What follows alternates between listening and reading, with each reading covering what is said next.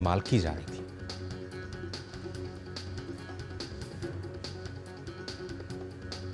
हमारे साथ नितेंद्र सिंह जुड़ रहे हैं, हमारे संवाददाता।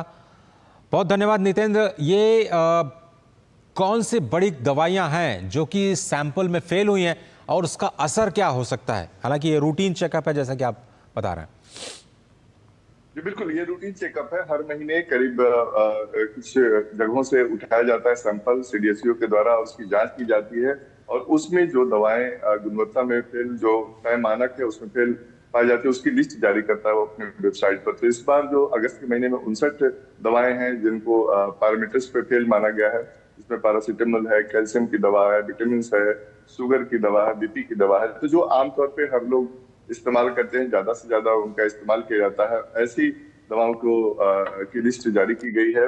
और उसमें ये पाया गया है कि वो जो तय मानक है गुणवत्ता की, उसमें वो फेल है। तो ऐसे दवाओं को बाजार से हटाया जाएगा। साथ ही साथ उन कंपनियों के खिलाफ भी कार्रवाई होगी जो जिन्होंने इसको बनाया है। तो निश्चित तौर पे एक रूटीन कवायद है, लेकिन जागरूकता की जरूरत इस बात को लेकर के है कि लोग, क्योंकि हम जानते हैं कि ओवर द काउंटर भारत में सबसे ज्यादा दवाएं ली जाती है। इनफैक्ट इसमें एंटीबायोटिक दवा भी शामिल जी है। तो जी। कई लोग बिना उनके डॉक्टर की सलाह लिए बिना ओवर द काउंटर दवाएं खरीदते हैं। और एक नितिन, ऐसे में जो आम आदमी है उसके लिए है क्या कि राय बनती है? अगर चलिए तो लिस्ट जारी हो गई, खबर हमने बता दी, लेकिन इस खबर का आम आदमी पर असर क्या है? वो कैसे इस खबर को डिसाइफर करे अपने आम जीवन में जब वो दवाएं खरीदने के लिए जाता है? क्या वो डर जाए पैरासीटामोल नहीं लेना है, या फिर कुछ अच्छी कंपनियों का ले, या फिर ओवर द काउंटर जो विश्वसनीय दवा की दुकानें हैं वहां से ले? क्या ड्रिल है, नॉर्मल ड्रिल आम आदमी के लिए?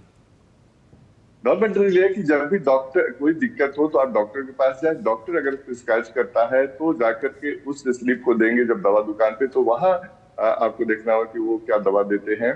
तो वो ज्यादा जरूरी है कि अपने मन से दवा नहीं खरीदनी है और जो विश्वसनीय दवाएं हैं जो डॉक्टर लिखते हैं उसी को खरीदे।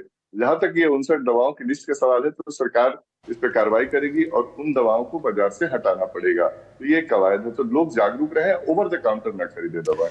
लेकिन ये जो सैंपल्स होते हैं क्या हर तरह की पैरासीटामोल को, या जो करंट स्टॉक है, महीने का शायद स्टॉक होगा, उस पूरे के पूरे स्टॉक को हटाना पड़ेगा दवा कंपनियों को, या फिर उनको ये प्रूव करना पड़ेगा कि जो सैंपल्स लिए गए उन्होंने नहीं बनाए हैं और उनके सैंपल्स या उनकी दवाएं जो सप्लाई की जा रही हैं वो सेफ हैं?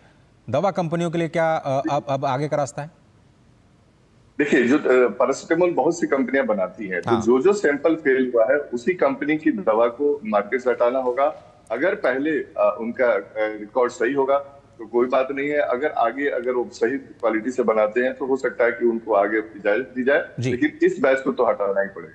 बहुत बहुत धन्यवाद नितेंद्र, वक्त निकालने के लिए और इन तमाम जानकारी को। छोटा सा ब्रेक लेते हैं, ब्रेक के उस पार खबरें और भी हैं, और आज के फोकस में हम बात करेंगे मेक इन इंडिया और उसकी सफलता की।